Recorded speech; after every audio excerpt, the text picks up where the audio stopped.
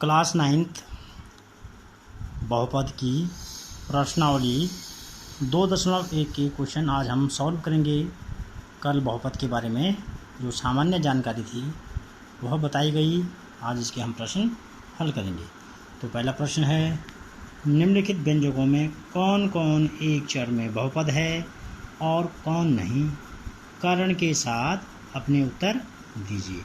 तो हमारे पास पहला प्रश्न है 4x² - 3x + 7। तो यहाँ पर आप देखेंगे कि यहाँ पर एक चर राशि है x, यहाँ पर चर राशि x है, तो यह एक चर में बहुपद है। और बहुपद क्यों है? क्योंकि यहाँ पर चर राशि की घात भी जो है वह क्या है, एक पूर्ण संख्या है। तो पूर्ण संख्या जो चर राशि है उसकी घात का पूर्ण संख्या होना भी बहुपद के लिए आवश्यक है। जैसे कि कल आप लोगों को इसकी जो सामान्य जानकारी थी उसमें बताया जा चुका है। तो यह देखेंगे, इसमें यह एक पद में एक चर में बहुपद है। अब चर, यहाँ पर चर राशि x है। चर का मतलब फिर एक बार बता लेते हैं, जिसका मान हमेशा बदलता रहता है, निश्चित मान नहीं आता है। आपने देखा होगा कि x के कई मान आते हैं, अलग अलग क्वेश्चन में x के अलग अलग मान, तो इसका मान निश्चित नहीं होता है, वह क्या होता है, चर राशि। तो दूसरा है क्वेश्चन, इसका सेकंड पार्ट है y² + √2। तो यहाँ पर आप देखेंगे यह भी एक चर में बहुपद है। यहाँ पर चर राशि y है और y की जो घात है 2, यह क्या है, एक पूर्ण संख्या है। तो यहाँ पर ये क्या है, एक चर में बहुपद है।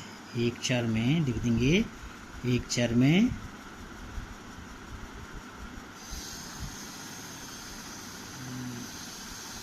बहुपद है। इसके बाद थर्ड क्वेश्चन इसका 3√t + t√2। आप यहाँ पर देखिएगा, यहाँ पर एक चर t तो है, एक चर राशि यहाँ पर हमारे पास t मौजूद है, लेकिन हम देखेंगे कि जो t है उसकी जो घात है, आप जानते हैं कि जो वर्गमूल है इसका मतलब होता है कि इसकी घात 1/2।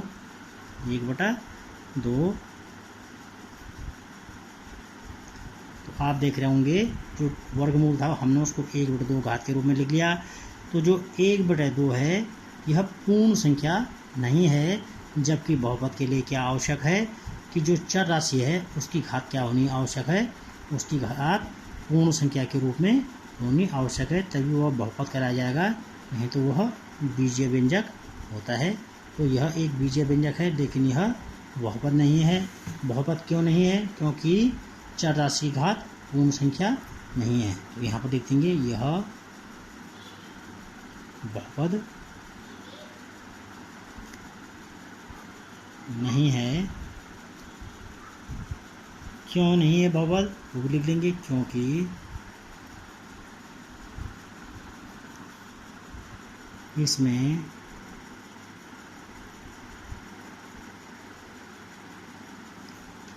चर राशि की घात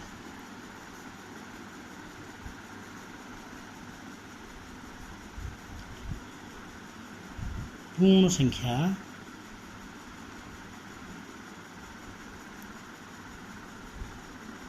नहीं है। उसके बाद क्वेश्चन नंबर 4 हमारे पास है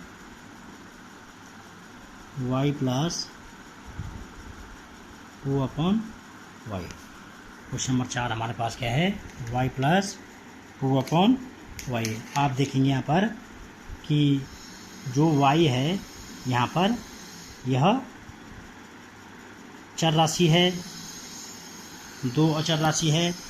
यहाँ पर अगर हम इसको ऐसा करेंगे, y + 2y की घात 1 है, अगर हम इस y को ऊपर ले जाएंगे तो y की घात जो ऋण में थी वो धन में थी वो ऊपर जाके ऋण में हो जाएगी। तो हमारे पास इस प्रकार से यह क्वेश्चन बन जाएगा। तो आप देखेंगे एक चर राशि y तो मौजूद है, लेकिन उस चर राशि की घात क्या नहीं है, पूर्ण संख्या नहीं है।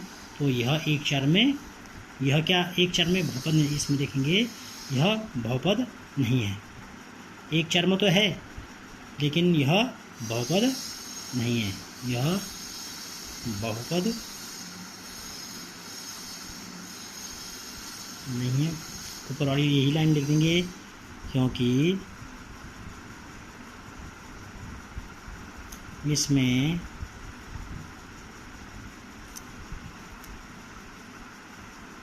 चर राशि की घात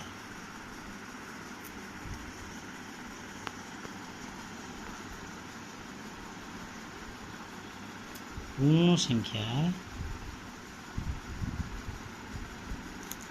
नहीं है, इसलिए यह एक चर में बहुपद नहीं है। और लास्ट इसका जो क्वेश्चन है फिफ्थ पार्ट, x की पावर 10, y की पावर 3 और t की पावर 50। आप देखेंगे इसमें तीन चर राशियाँ अब हमारे पास मौजूद हैं, x, y और t। तो यहाँ पर एक चर राशि न होकर यह तीन चर राशि में बहुपद है, लेकिन हमको एक चर राशि में बहुपद बताना है। तो हम लिख देंगे यह एक चर राशि में, एक चर राशि में बहुपद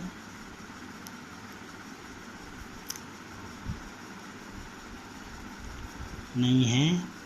इसमें तीन चर राशियाँ, इसमें x, y व t तीन चर राशियाँ मौजूद हैं।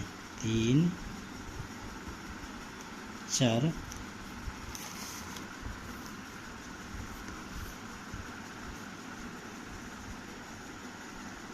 राशियाँ हैं। तो ये क्वेश्चन अब आप लोगों का क्लियर हो चुका होगा। इसके बाद क्वेश्चन नंबर 2 यहाँ पर बोल रहा है निम्नलिखित में से प्रत्येक में x स्क्वायर का गुणांक ज्ञात करना है। तो क्वेश्चन नंबर 2 का पहला पार्ट है 2 + x स्क्वायर + x। तो इसमें x स्क्वायर का गुणांक ज्ञात करना है। तो जैसे गुणांक का संधि विच्छेद करेंगे आप, गुणा का अंक, गुणा धन अंक, गुणा के रूप में जो अंक है, तो x स्क्वायर के साथ हमारे पास गुणा के रूप में कुछ नहीं है। तो एक गुणा गया x स्क्वायर ही हो जाता है। एक गुणा गया x स्क्वायर = x स्क्वायर। तो यहाँ पर x स्क्वायर का गुणा का अंक क्या है हमारे पास, x स्क्वायर का गुणांक बराबर यहाँ पर 1 आ जाएगा। इसके बाद क्वेश्चन नंबर इसका 2 का सेकंड पार्ट है 2 - x स्क्वायर + x³। अब यहाँ पर देखेंगे आप x स्क्वायर का गुणांक। अब यहाँ पर आप देखिएगा तो -x स्क्वायर को हम इस प्रकार से लिख सकते हैं, -1 गुणा गया x स्क्वायर। इस 1 से इस x स्क्वायर को गुणा करेंगे तो -x स्क्वायर मिल जाएगा, प्लस माइनस का माइनस हो जाता है। तो यहाँ पर गुणा का अंक क्या हो जाएगा, x स्क्वायर के साथ -1। x स्क्वायर का गुणा का अंक -1। उसके बाद इसका थर्ड पार्ट में π/2 × x स्क्वायर + x। यहाँ पर आप देखेंगे x स्क्वायर के साथ गुणा का अंक क्या है, π/2 उसके साथ गुणा के रूप में है। तो x स्क्वायर का गुणांक ये हो जाएगा हमारे पास बराबर π/2। इसके बाद इसका फोर्थ पार्ट √2x - 1। तो यहाँ पर x स्क्वायर वाला पद है नहीं, तो क्या लिख लेंगे, x स्क्वायर का गुणांक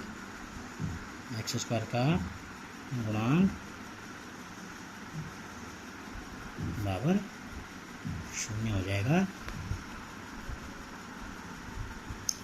यहाँ पर क्वेश्चन नंबर थर्ड में ये बोल रहे हैं 35 घात के द्विपद का एक और 100 घात के एक पदी का, यहाँ पर मैं लिख लेता हूँ 35 घात के द्विपद का और 100 घात के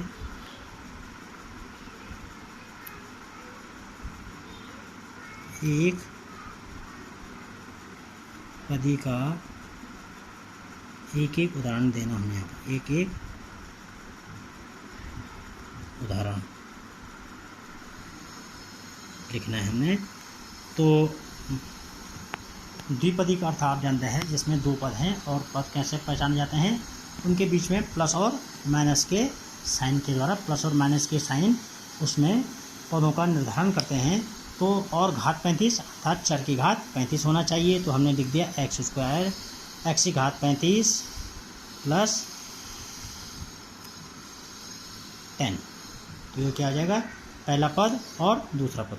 अभी हमने कहा पदों का निर्धारण कैसे किया जाता है कि जो मौजूद होते हैं चर और अचर उनके बीच प्लस और माइनस चिन्हों के द्वारा पदों का निर्धारण किया जाता है। तो यहाँ पर ये इसका चिन्ह प्लस और प्लस, तो एक पद ये हो गया, एक पद ये हो गया, और घात चर की जो अधिकतम घात होगी वह क्या हो जाएगी, बहुपद की घात कहलाई जाती है।